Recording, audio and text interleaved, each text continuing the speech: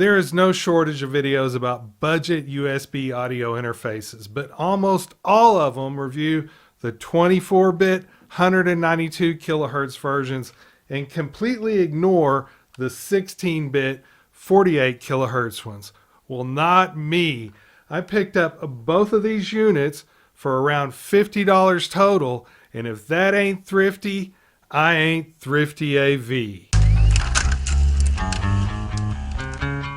Meet the Bomge M12 and the Teyun 212. Both of these interfaces are 16-bit, which has a theoretical dynamic range of 96 decibels. However, both these units in their literature claim 82 decibels. Now that's still usable for most content creators who are in less than a studio environment. For example, if my air conditioner kicks on, there goes my noise floor regardless of how many bits I'm recording at. Also, these are 48 kilohertz sampling rate. If that sounds familiar, it's because it's the standard for audio with video and has been that way for a long time, whether you're talking DVD or broadcast television or even online videos. 48 kilohertz has been the standard. It's a little higher than CD quality, which is 44.1 kilohertz. Now, the pro world loves 24-bit for two main reasons. Number one, the theoretical dynamic range jumps up to 144 decibels. And number two, there's a lot more headroom for processing. For example, compression, equalization, and changing the levels. Basically, you can do a lot more stuff to it before you hear any audible artifacts. But if you don't plan on doing a whole lot of processing to your voice, 16-bit audio is generally good enough. Pro interfaces usually have a sampling rate of 192 kilohertz. That's 4 times the sampling rate of this little box here. Now, what that high sampling rate lets you do on pro equipment is record ultrasonic content, stuff that's higher frequency than humans can even hear. But I don't plan on recording any dog whistles, and I don't do a whole lot of processing on the mic in post-production. So 1648 might be good enough for me. I'm going to find out, but next is the unboxing. If you don't want to watch it, skip it. Looking at the boxes of the two units I'm going to try out today, this is the Bomge M12, this is the Teyun Q12. The Bomge has 16-bit 48 kilohertz, and so does the Teyun. This says it's a professional mixing console. Well, 16-bit 48 kilohertz is not quite professional. And this one also says professional high definition sound card. Side of the box has stats. If you want to take a closer look, pause the video. And here are the inputs and outputs. And the back of the Teyun box shows you how to hook everything up. Because the Bomge box doesn't say very much, I want to go ahead and unbox it first. Here's the unit. Came with a USB-C cable.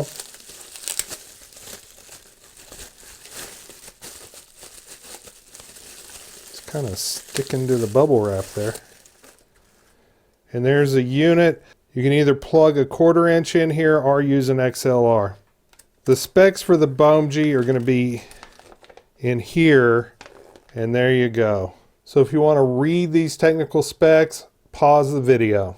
Here's information about the inputs, a little more about the inputs, and then the line outputs. Then they have a diagram for the usage scenario. And I'll finish reading this manual later. All right, now let's get into the box for the Teyun.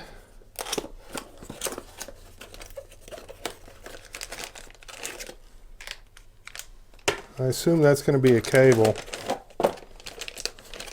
This one is sealed in some foil-like packaging here instead of bubble wrap. All right, here's the unit itself. Let's see what's in here. Probably a USB cable. All right, this one's interesting. Instead of USB-C, we have a cable that is USB-A on one side, USB-B on the other. There is no instruction manual, but this is the box that had the details on the box. Ooh, the Bomge has some sticker here. In order to peel this plastic, I'm going to have to take these knobs off.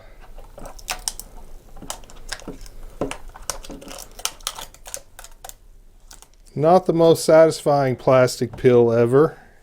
Now I'm going to be using these as USB interfaces, but you can actually just use these as preamps and then use the line outputs here to feed into other audio gear. Both of these have the same type of hybrid inputs that take both XLR and 1/4 inch. Both of them have these line outputs. The knobs feel pretty smooth here, not so smooth here. Both have 1/8 inch mic condenser inputs.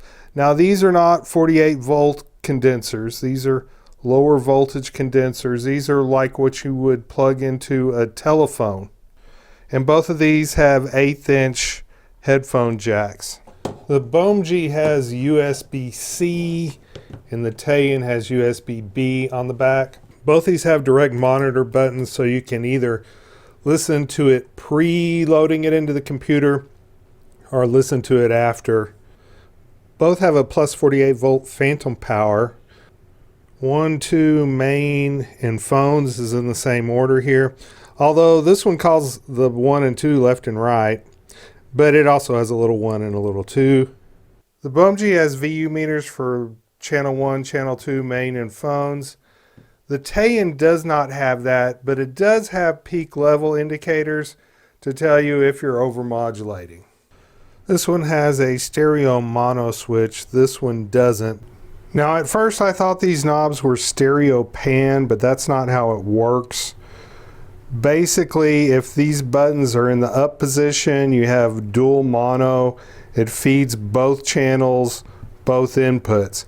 But if you push those down, then channel 1 feeds through the left and channel 2 feeds through the right, and these are just gain knobs either way. The main knobs on these two just affect the audio coming out of these 1/4 inch jacks here. So if you're using this as a mixer, a standalone mixer without using the computer interface, then the higher this is, the more output you're going to get on your mains or your line outputs. But that's what those knobs do. You're plugging the Bomge in. USB, setting up a device. Device is ready. Okay, audio setup, recording device. I'm going to go with M12, and it is recognizing it as a microphone. All right, plugging in the Teyun. USB made its noise. Audio setup, recording device. This one's being recognized as USB Audio 2.0. So the Teyun is USB 2, but USB 2 is good enough for 16-bit 48 kilohertz.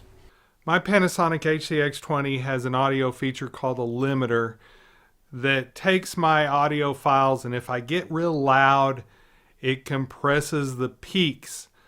And that's something that I usually have turned on, but I've turned it off right now because I want to compare apples and apples with the Bomge and the Teyun. So I'm recording 16-bit 48 kilohertz into the camera, and I'm also recording 16-bit 48 kilohertz into the Bomge, and I'm also recording 16-bit 48 kilohertz into the Teyun. Back to the camera. Here is what the audio on the camera sounds like.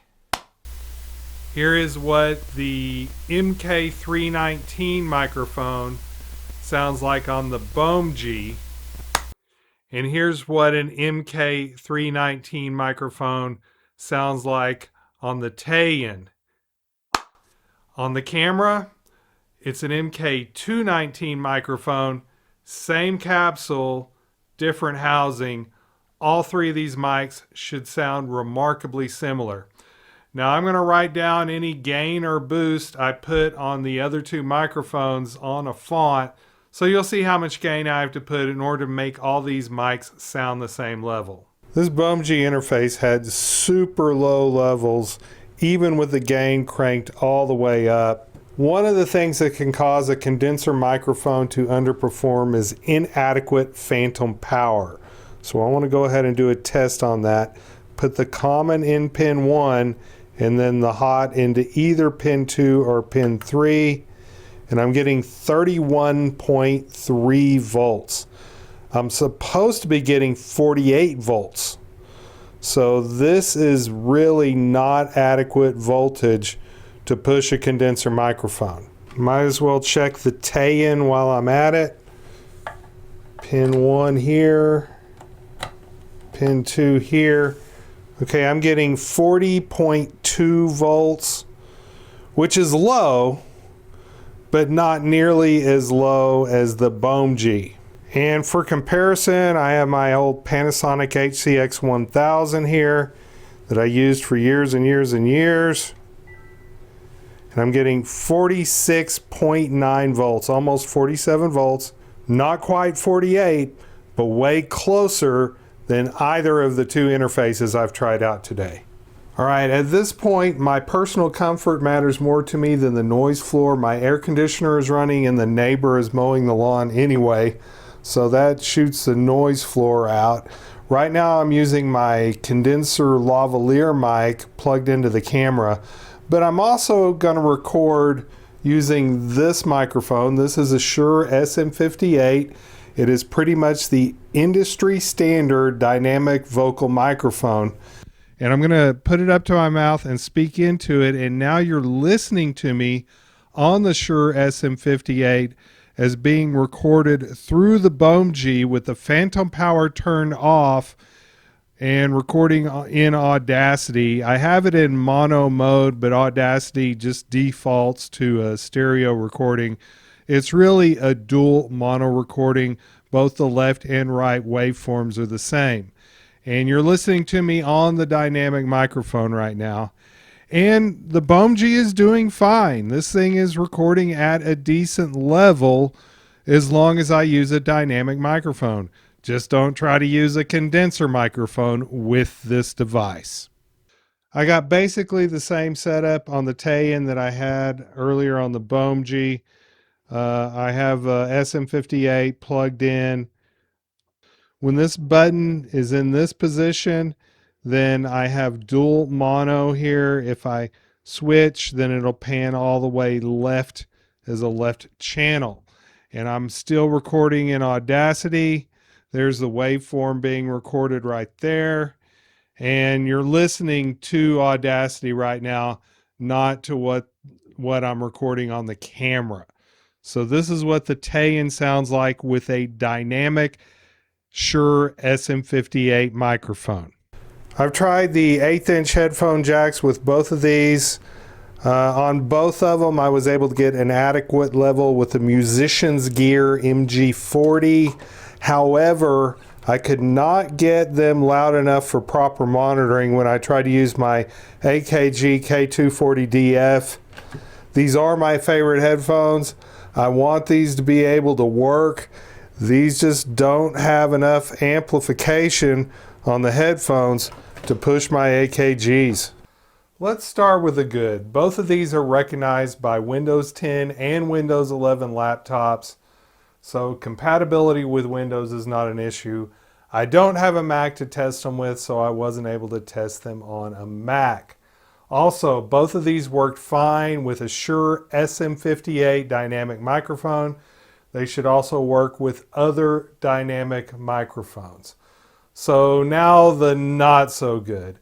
Although both of these have buttons that say plus 48 volt phantom power, neither one of them delivered 48 volts. The Teyun delivered 41.2 volts. In the Bomge, it delivered only 31.3 volts, and that is not adequate to push a condenser microphone. And you heard the results on the test. So this device, you can't really use a condenser microphone with it. My favorite headphones are AKG K240DFs. I think that's the model number. And they take a lot of amplification to push those.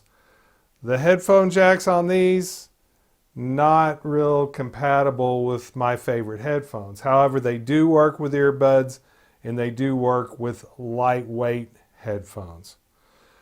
So really, when it comes down to it, I'm probably going to return the Bomge because it's still within the return window. And I'm going to keep the Teyun because it was just thrifty enough.